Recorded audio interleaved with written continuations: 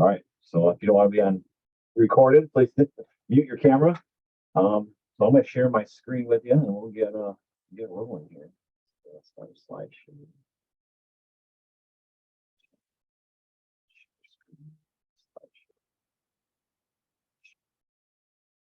All right, everybody see that okay? Hopefully everybody sees that presentation okay. So yeah, 2022 parent meeting. There we go. All right, let's go back one. All right, so this is this year's coaching staff. I'm the head coach, David Aersmith, for the varsity football team. Our varsity and JV staff is combined together. We practice a lot throughout the year. So your coaching staff this year will be Jace Pillar, who's assistant head coach and defensive coordinator. Jace is one of our probably is the only teacher in the school, so he kind of manages things on the school front for us. Coach Hass, retired school teacher, is our offensive line coach. Jeremy Jacobson is our new head JV coach this year. Ted Shipp is our wide receivers coach. Zach Payton is the JV defensive coordinator and defensive line. Trajan Osmond is the O-line and linebackers coach. He is a former alumni of Mattawan High School. Clayton Meldrum is running backs and defensive backs coach for your varsity and JV staff this year. For your freshman staff, you have Bill Yates, who's our head freshman coach. Pete Lawrence, who's the freshman JV freshman defensive coordinator. Zach Swentz, who's also a Mattawan graduate, and be helping out with offensive and defensive line. And then we have Matt DeYoung, who's also a wide receivers DBs coach for us. And then down for our 8th grade staff, we have Matt Irway, who is our new head coach for the 8th grade, and then Bo Roberts will be his assistant this year. So that kind of rounds out your coaching staff. What's nice about this year is we have even numbers on all levels. So we have four varsity coaches, 4 JV coaches, 4 freshman coaches. So just a little background on me, who your head coach is this year. I come from Gobles. I grew up in Gobles. My parents split when I was about 4 years old. So I have mom and dad who are both remarried. I graduated from Gobles in 2004. I was a 3-sport athlete at Gobles High School. I played football, basketball, and track there all 4 years. I went to Albion College, graduated from Albion in 2008, earned my bachelor's degree in exercise science, but also played football there for 4 years as well. I was a fullback, so what you'd call a glorified lineman in the backfield. Every once in a while, catch a pass. And I also played special teams there for football. If you have any questions as we go through this, by the way, please feel free to leave those in the chat. I'll answer them as soon as I can. But can I continue? I got my master's degree in coaching sport performance from Western Michigan University in 2017. So it's a combination of coaching and watered down version of exercise physiology. So that's what my degree is in. I started coaching at Gobles in 2008 after I wrapped up at Albion. Been coaching ever since. I coached there for 3 years. I coached at Kalamazoo Christian / Kalamazoo United for 8 years, from 2011 to 2019. My first interim year or head coaching year was 2019. And then I was hired over at Mattawan in the year of 2020, our COVID year, which was also fun to navigate. My coaching philosophy is I want to give the kids the best football experience possible and prepare them for life outside of sports. My goals or values as a coach, number one is just the 4S: faith, family, friends. I obviously want to have a lot of fun along the way. Team service, community involvement, I think are big parts of people's lives, and trying to get involved anywhere that you can to help out a little bit. Attitude and effort goes a long way in life. What kind of attitude you have and what kind of effort you put forth, determines how far I think you'll go in life. Obviously, you have a great attitude, great effort, good things are going to happen for you. Academics, for students in school, you're a student athlete for a reason. Student first, athlete second. So you want to make sure that you have good grades. Make sure you're able to, put yourself in the best situation to either go to a trade school, college, whatever that is outside of high school. And also to participate in sports, you have to have good grades as well. I want to just be your best self. Don't try to pretend you're not. So I tell my coaches all the time, don't fake being tough coach. If you're a laid back coach, be a laid back coach. You don't have to rip kids all the time. You don't have to be intense all the time. Don't fake it till you make it. Just be who you are and be your best version of yourself. And then the last one is just make an impact. If you can make an impact on someone's life in a positive manner, I think that's a great thing, and that's really what I try to do. I have the best intentions for these kids, and I want the best for them. I want to have the best football experience possible, but also build that relationship with them, and then hopefully in a couple of years I'll see them when they have kids of their own, or they're just graduating college or whatever it may be. But you don't know the impact as a coach that you'll make until 20 years down the road. So So those are my 5 kind of team goals, team values as a coach. Now we kind of tie that into our team creed, which we kind of modified over the last couple of years, but we kind of came to a team creed is fire and passion. Nothing great in the world has ever been accomplished without fire and passion. It's a quote I found and kind of adopted this year. So what does that mean? So fire, what is fire? Future. When I talk to the kids over the summer, what is your vision for yourself? What do you have? What is your vision for your future? Where do you see yourself? You get these college applications all the time. Where do you see yourself in 5 years? Well, I think it's important to kind of set your goals, for short term, but then also long term. So really figure out where you want to be. Maybe what's your goals for football season. Set those with your parents or set those with your coach. I think that's important. I invest. What are you willing to invest to get to those goals? What kind of effort and attitude are you going to put forward to get to those goals? So that's I for invest. And then response to events. To finish that out is, we can control our response, but we can't control the event that happened to us. But we can control how we respond. And if you get a chance to look it up, there's a thing called E plus R equals O, which means event plus response equals the outcome of things in our lives. And I really adapted this to our program so we can control our response. We can either have a negative response or a positive response to an outcome. I think that really influences the outcome of our life and how we respond to those events. If we're going to have a negative attitude about it, we're only going to see the negative things in life. But if we look at it as a learning experience and a positive experience, I think that can, set us up for great things in our life. And then passion is just kind of those words that support, fire, purpose. What is your, purpose, for your life? What is your purpose for practice? There's a great video out by Deion Sanders, if you get a chance to watch it. Why he practiced the way he did and why he was able to achieve the success he did. So that's a great one. Attitude. Obviously, we can, that influences our investment. Are we going to have a good attitude? Bad attitude. Service, giving back to your community, giving back to your team, helping other people out in need around your neighborhood. I think that's important. Support, building a support system around yourself, whether it's coaches, other friends, have people that are around you that are in your corner helping you versus having people around you that are, hindering or holding you back. I think that's important. Integrity, be someone of integrity who's always going to do the right thing, even though it may not be the popular thing, right? So always be someone of integrity and doing the right thing and helping people out, even though when other people may not want you to. Opportunity, kind of goes back to your response thing. One of the things as a coach, even as a player, like how do you respond to different opportunities or things that come at you? I've always tried to learn something from every experience that I get and then try to apply it in a positive manner, and better myself as a coach, to help improve my coaching capability, to your kids. So look at everything as an opportunity, nothing negative or anything like that.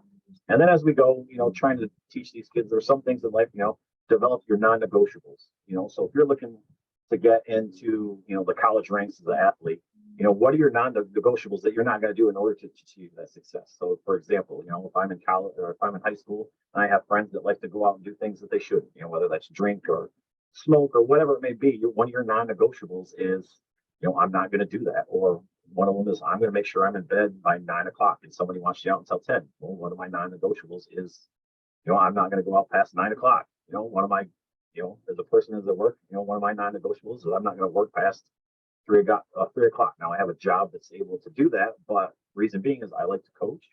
I like to spend time with my family. I like to go to my sons and kids practice events. So that's a big one for me and, like a non-negotiable. So those are the things that we emphasize in our program and our team motto. So just wanted to let you guys know that. I thought that was pretty important. So as we're getting into our program, if you haven't already, please sign up for Blast Athletics. That is our new team communication site. It's free. What is also cool about it is players can build their own player profile. So as we go throughout camp, we're going to show these guys how to build a recruiting profile if they want to go to college. So if they're testing the bench 40, get game highlight film clips from Huddle, all that stuff, they can put that on their Blast profile and start building this recruiting profile. So now when I take my player link, I can post that to Twitter, I can post that to Facebook or any other social media site. And when a coach or recruit clicks on that, it'll take them into Blast and they'll be able to see all these highlights and stats about your athletes.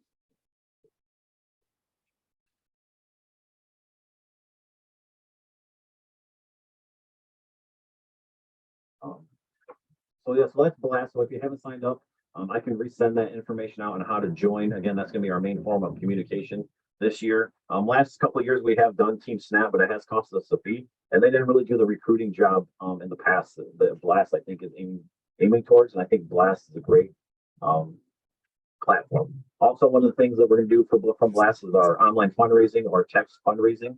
So what I want the kids to do is if they can go in when they go to fundraiser, is they're going to click on their tab, fundraising tab, and they're going to be able to enter 20 people into there, very similar to what we've done the last couple of years. It can be an email, it can be a text, from a phone, and then it's kind of like the hour-thon that we did where we'll send that out once we activate it, and that'll flood everybody's phone of like, hey, please donate to Mattawan Football if you can, and they'll be able to see that and donate at their leisure. The other one, the second fundraiser that we're doing this year is through Adrenaline. It's the gold cards. One thing cool that Adrenaline's doing this year is they're also doing a mobile app. So the difference being is the card gets you locally discounted, items like at Subway and Mattawan and things like that, Big B, whatever. Well, the app, I believe, is statewide. So anywhere that you go in the state using this app, you'll be able to get discounts at different locations and things like that. I'll make sure our Adrenaline rep kind of gives you that list of what's discounted, but that is also a unique feature that's new this year that the kids will be doing also. So those are our two main fundraisers. Things we really fundraise for is obviously year to year, functions, obviously update equipment, refurb equipment, get new equipment for the kids, make sure that we are able to pay for food during camp and pay for subs throughout the season. We do use our video background, so Huddle, we use that to pay for that. So that's a lot of the stuff, just the year-to-year stuff that we raise money for, just to be able to pay for that and have those services available to our football program. As well as we'd like to be able to get new pads. Some of our pads are getting worn down. Obviously, keeping helmets updated is a big one. We get help from the school, but when they also like to, add a few more, we have that in our hands, obviously, shoulder pads and stuff like that. So if you donate, please, again, just have the kids enter any information on there that they can as far as fundraising and Blast. But we're also going to talk about it this week as well. Requirements for participation this year for football is they must have a physical on file. They must have a consent form on file, and I think most everybody's sent those in for the most part. I have the emails that everybody sent me, and I also have the paper copies all turned in. If you haven't turned those in yet, please bring those tomorrow before practice. If they don't have those before practice tomorrow, if they're not filled out, they're not able to participate in practice. That's an MHSAA rule. So they have to have those on file. So if they happen to not have it yet and they bring it tomorrow for practice and show it to the secretary, or I'm able to turn that in, they verify it, they're good to go. One section on those forms, if they haven't filled it out yet, is on the back on the consent form. I believe there's a little student signature on there that gets missed a lot. So just check and make sure that section is filled out and signed by your student athlete. I think most everybody knows this, but there's a participation fee that's supposed to go to the school. I'm not sure on the numbers. I think it's $125 for the year. That's athletic participation fee that's covered all year. If you have any issues making that athletic payment to the school, please contact the school, and they should be able to set up some sort of payment arrangement or anything like that. So if you have any issues with athletic participation fee, please check with the school and they'll get you hooked up. And again, they're non-negotiables. They have to be done in order to play football. That's been what I've been told since I got the job, is they have to have those three things done. The participation fees at a later date, but the first two are the most important before they can start practice. With football participation, I think in the world there's no greater game. I think it builds lessons for character, life skills, teamwork, and how to deal with adversity. I love football. I think it's a wonderful football game, so there's a lot of benefits to it, with many sports, but I think football is number one. But obviously playing football, there is a risk. Obviously, concussions is the big one with CTE. Technology has gotten a lot better. It's gotten a lot safer with football participation. The way we teach to tackle is better. We teach, the old school way of tackling was get your head across, the defender or ball carrier. Well, they have found that, when you're getting your head across, the ball carrier kind of runs into your head, which can increase risk for injury. Well, the way we teach to tackle now is we try to take the head out of it and put it on the back hip and really emphasize tackling with our shoulders. I mean, we wear shoulder pads for a reason, but we really want to use our shoulders to make tackles and not our head as a lever to make those tackles. So, but playing football can have a risk to it, can cause injury. Some of the solutions to decrease injury are obviously proper diet, making sure kids are eating the right things, getting a good breakfast, lunch, dinner, 7 to 8 hours of sleep if they can, exercising daily, getting a small amount of exercise. And obviously during football season, they'll be getting that, but properly recovering after, whether it's an ice bath, hydration, whatever it may be. And then just stay active, keep moving on days that, especially after games, kids are going to be sore. Trying to get them up and moving and flush out that lactic acid that they built up playing, on a Friday night where they're sore will help alleviate some of that soreness. Not all of it, but some of it. And then if some of you parents, if you're not sure on what I should be making my athlete for dinner, I got this great handout from Michigan football that I got back in probably like 2014. It's called a hands-on approach to the nutrition. It just really breaks down on what are some good foods for athletes to have, and it breaks down the portion sizes on how much they should have.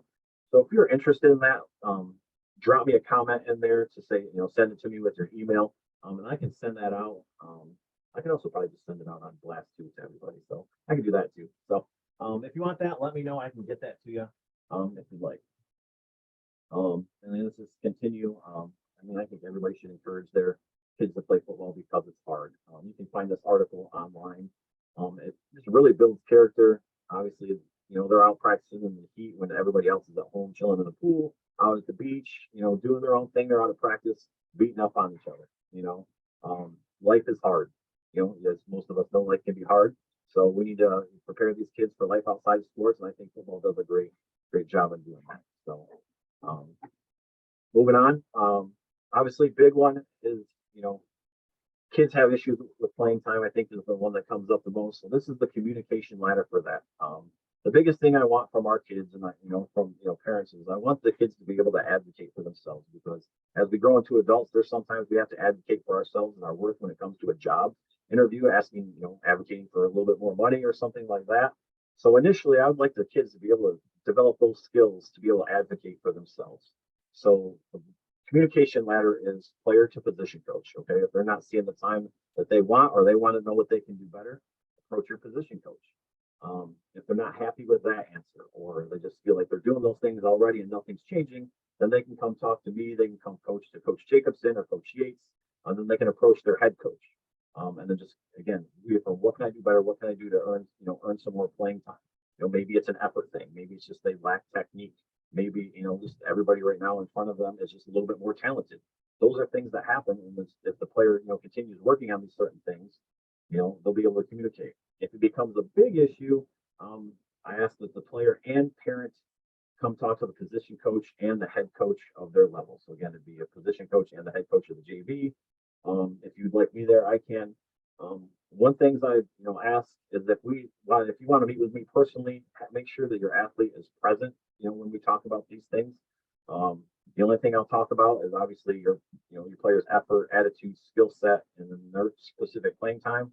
I won't talk about everybody's playing time. If so and so is playing more than this person, or this player is not, I won't talk about that. I'll turn the conversation off and we'll be done there. So I know it sounds forward, but I'll only talk about your athlete. If it becomes a bigger issue, then we'll go to the administrators and take it from there. But I hope it doesn't come to that. I hope we can resolve everything through a conversation, an easy conversation, and just learn, what we can do to improve. Never assume. Please ask on any and all questions. That way we avoid problems. Obviously, Friday nights, Thursday nights, things happen. You might get frustrated, or a player might get frustrated at something. Never, approach a coach or an administrator after a football game. Please allow for 24 hours after a game, let calmer heads prevail. Gives everybody time to calm down from the adrenaline spike of the game, things like that. So wait 24 hours. So if you email me on a Sunday, say, hey, coach, I'd like to talk to you, or give me a phone call, more than happy to. But the biggest thing is, again, if it's about playing time, I'd really like the parent and player to be together. If your player is injured, there's an injury progression, the coach to the trainer to the doctor. Why? Because there's records, there's peace of mind. We know, when that athlete should return to play. If they do happen to see a doctor, they're not going to be able to return to play until there's a doctor's physician's clearance form handed into the school, which is our trainer, Nico. So make sure we follow the protocols on that. Where do we pay the 125 ref track? That's a great question, Brandy. I will find that out and let you know. I don't know, coaches that are any on our parents, have you been able to play rev track before, or is it something that's different? I think it's rev track. That sounds about right.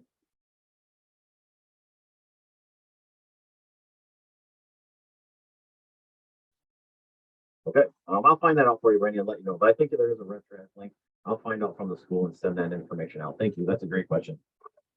Um, Team guidelines, real quick. Team first, me before me. Others focused. Really trying to help the players around you be successful and not just focusing on your own stats. We focus on the team first and building that up. The stats will come. If you're just focused on kind of ourselves, things of that nature, we're not going to be successful. Bullying, hazing, not okay. Have obviously we all have strong feelings of bullying, hazing. It's not okay. I want our football program and our football players to be better than that. So if that's something they witness in the school, I would hope that they would step up and support the person that's being bullied and help them out. It's hard to hold people accountable. It's hard to be that brave. I get it. Being a kid these days can be tough sometimes, especially with social media. But I would hope that they would step up for that person and stick up for them. Obviously, times are tougher these days with bullying. That when I was in school, you used to go to school if you got bullied a little bit or picked on, you could go home, get away from it because we had all we had was phones on the wall. Now we got devices, social media, Snapchat, Facebook, Twitter, all these different modes that the kids are always connected, so it can increase bullying. So I just really again hope our players are better than that and just really stand up for the people that are being bullied. If it's somebody on our team that's an issue, please approach me about it and we'll take care of it right away. Eligibility wise, you must be passing 5 out of 6 classes in order to play. If you're not, you'll be ineligible for the week. Attendance, you must be in school all day in order to attend practice or competition. If you miss half the day, you won't be able to attend practice or the game that day. If the absence can't be helped, please contact the school and let them know so it can be approved by the administration. Vacation time, again, it's unexcused absence. While school's in session, it could affect playing time. So again, if you're going on, a trip this week, for example, and you're going to be gone, yeah, that's great. We're going out with family, we get that. But then also, if you miss that 5 or 6 days that we've been installing stuff and you come back, that will definitely affect, playing time, just because learning curve, right? You got everybody that's learning stuff and you just step in, you're going to be a little bit behind. So playing time will definitely be, could be affected by that. And then the last thing is just set the example, like I talked a little bit about with the bullying, hazing. Just be the best version of yourself. When in doubt, do what is right.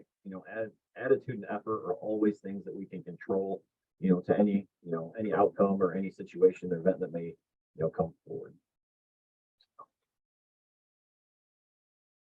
Jen Hoffman, pay to participate. Thank you, Jennifer. I appreciate that. So if you guys check the chat for the want to do the team fee, that link Jennifer posted in team chat, you can copy that and it'll take you right to that page. So Jennifer, thank you very much for sharing that. Let's see.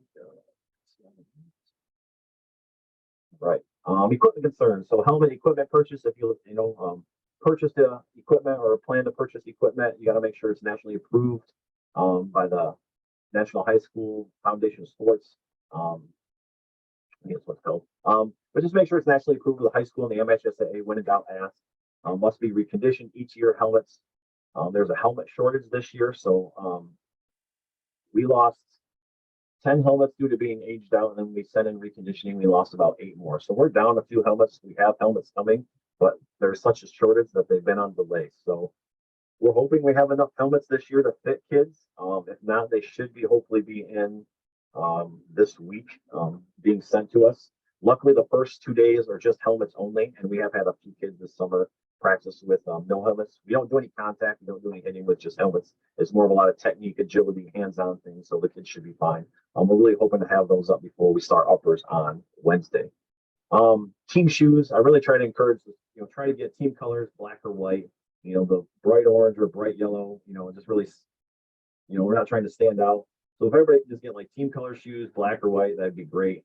Same thing with the gloves.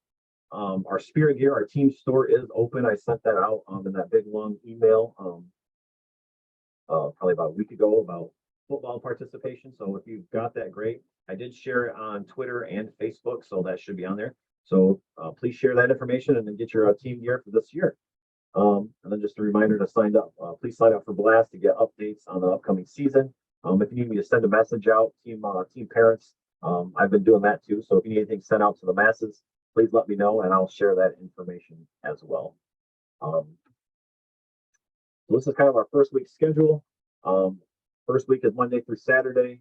Helmets are only Monday, Tuesday, uppers on Wednesday and Thursday, and then full pads. Let's just say Monday, uppers Wednesday and Thursday.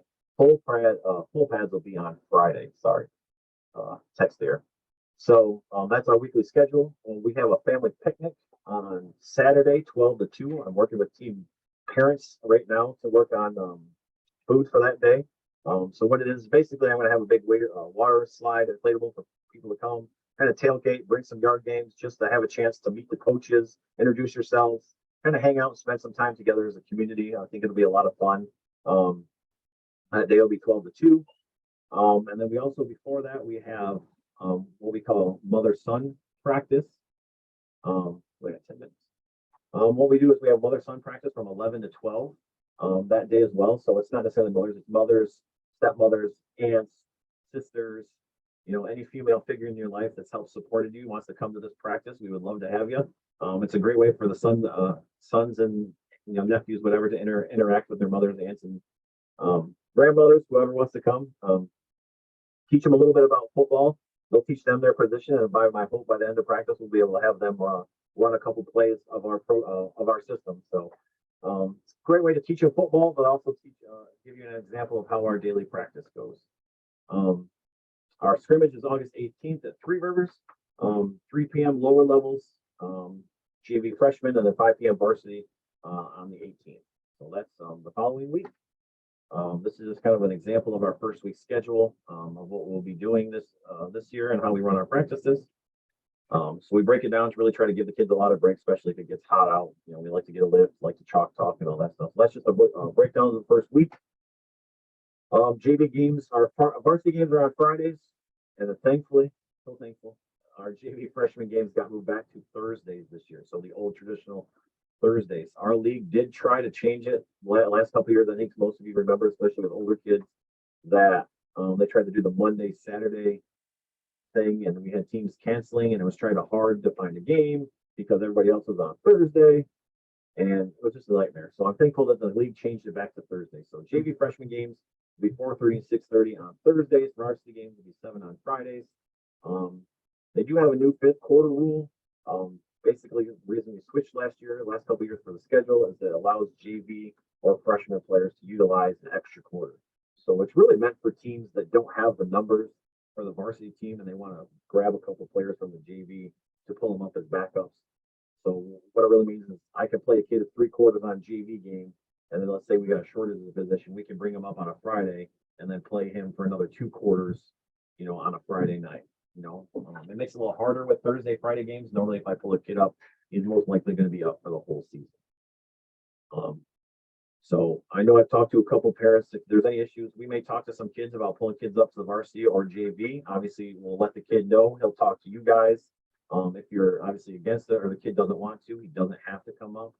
We're just talking to him because we think and feel comfortable that he could play and execute at that level effectively before we talk to him. But obviously, he doesn't have to accept that if he doesn't want to come up. Practice times during the season. Monday's a long day for us. It's 3 to 6, just because we have film walkthrough install for that week's game. Tuesday, Thursday is 3 to 3:15 for this year. Thursdays will be 3 to 4:30 with Frost and JV games, and then Friday, Frost and JV will have helmets only practice until about 4:30, 5 o'clock, and then the varsity games will be at 7 during the year. All right, I made it. I got 6 minutes and 40 seconds left. Is there any questions or anybody have any questions, comments, concerns about anything? Please feel free to jump in.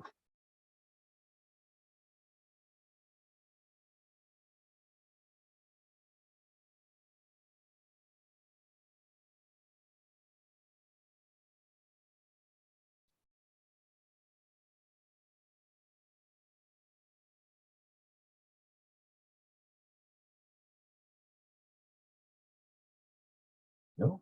Okay. Well, if I don't have any, if you get any other questions, again, please feel free to email me. Where can we turn in physical forms tomorrow? You can bring them to a coach and I can take them right down to the office, or I believe our athletic secretary will be down there also accepting them. But if you need to, just have your athlete or parent bring it to a coach and we'll make sure that those get in and check them off the list. Yes, huddle sign up. Yes, thank you. I had that on. I must have missed cover. Yeah, right here. Thank you for that. Let's go to slideshow. Current slide. So on here, if you can see that, those have huddle sign up. So to join our team. So for those of you that haven't joined huddle yet, we're actually in the process of cleaning that up a little bit.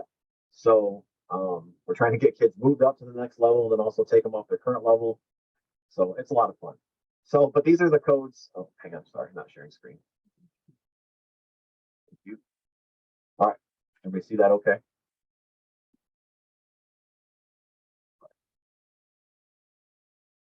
So these are the codes to join that team. So I'll send this out in an email through Blast. So these are our codes: freshman code, junior varsity code, and varsity code to join huddle. If you haven't signed up, if you're already a part of the huddle system, you don't have to worry about this.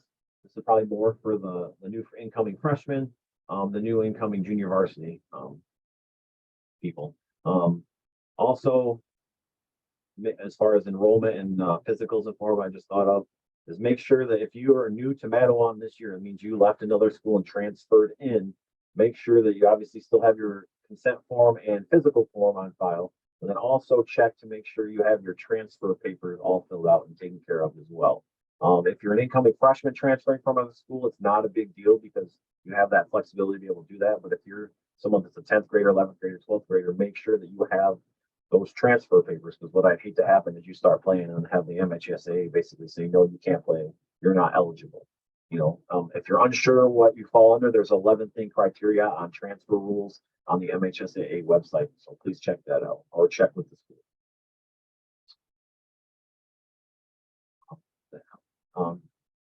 John, did you see that screen? Did you guys get all that information for a sign up? Coach Tom Kruger, I see he's on watching, checking everything out. He's our Blast rep, so he'll be helping out. He'll be coming out to Mattawan to help with our Blast fundraiser sign up, I believe Saturday, right, Coach? Yeah, that's you guys have your little walkthrough scrimmage, right? Yep. So we'll have our walkthrough. It'll be our just a normal practice. So we'll have you come that day and to get us all set up. Definitely want to talk to you and then maybe your parent reps for each level before that or earlier that morning. Sure. Hopefully. Yep. All right. Thanks, Coach. Yep. My pleasure. I gotta go to my. All right. Let's see you. All right. 2 minutes. I'll send that nutrition info out. I'll send out the huddle stuff, and then I'll also attach the for those of you that may not have got it or signed up late, the Blast Athletics sign up as well. One thing when you're doing the Blast sign up, there's a couple people on here that I think they signed up, but they didn't finish their profile. So I don't know if they're getting the emails and stuff. So as you create your profile, make sure you fill everything out. Because there's probably about 5 people that I can't accept because they hadn't finished their building their profile. So make sure that you complete all of that, so that way I can accept you and get you signed up. All right. Anything else? Again, I'll share the screen again real quick, just to make sure you got the huddle sign up, join team codes.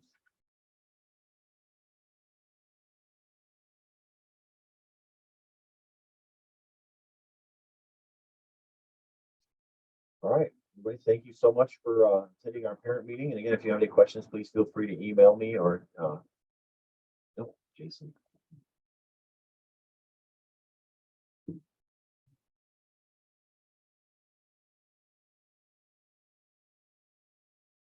All right. I think that's it. So thank you again for stopping by. I appreciate it again. I'll talk to you soon.